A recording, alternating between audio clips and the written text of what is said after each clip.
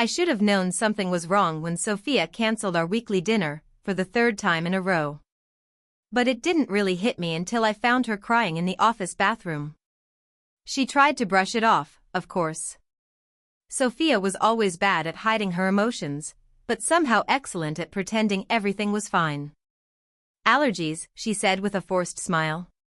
Sophia, I replied, what allergies? You've been like this for weeks. That's when she crumbled. Marcus had ended their 3-year relationship over a text message. Worse, she'd discovered he'd been cheating for months.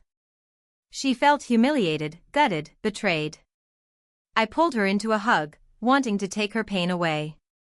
But as I held her close, something shifted. Or maybe it had always been there, I buried, ignored. Her scent. The way she melted into me. I shouldn't have felt what I did. But that day, in that tiny, sterile bathroom, I finally admitted the truth I'd been avoiding for months. I was completely in love with her. The days after were both beautiful and unbearable. Sophia couldn't stand being in the apartment she once shared with him, so she moved into mine just until she got back on her feet. At least, that's what we told each other. Secretly, I hoped she'd never leave. Every morning, she made coffee in her silk pajamas, hair messy and perfect. The apartment smelled like Chanel and citrus. And suddenly, everything ordinary became magical. One Thursday night, we sat watching a movie. She lay with her head in my lap, her warmth sending my heart into overdrive. You sure you don't mind me crashing here? She asked softly. Of course not, I said, forcing calm. I know I haven't exactly been fun lately, she mumbled.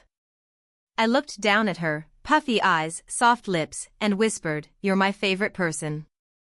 You always have been. For a moment, the air between us felt different. Sharper. Like she felt it too. Then her phone rang. Marcus. She answered. And just like that, the moment vanished. Sophia got stronger. Therapy. Real smiles. No more crying in the shower, yes, I had noticed. The citrus-scented lotions came back. So did her glow. But as she healed, I unraveled. Every laugh, every touch, every accidental brush of her hand, it only pulled me deeper. And I knew, eventually, she'd go back to her own life. Her own apartment. Her next chapter.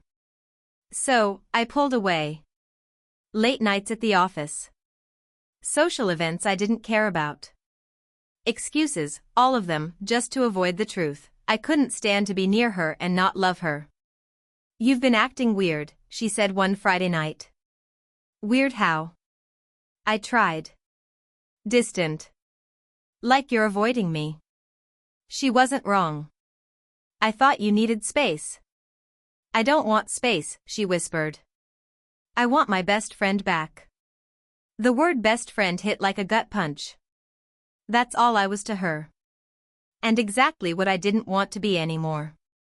Then, the turning point. She had moved back to her apartment the week before.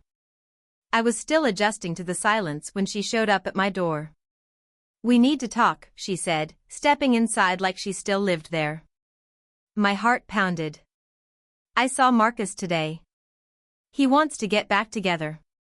I froze. That's great, I managed to say. You think I still love him? Don't you? I don't know, she said. Her voice was heavy, unreadable. Being away from him made me realize things. Like what? But she didn't say. And when she left, I cried for the first time in months. I knew I had to let go. 3 weeks of silence followed. No work. No social media. No texts. She didn't stop trying to reach out, but I didn't let her in. I needed to breathe. To break the cycle. Then she showed up. First day back at the office. My door opened and there she was, alone. Enough, she said.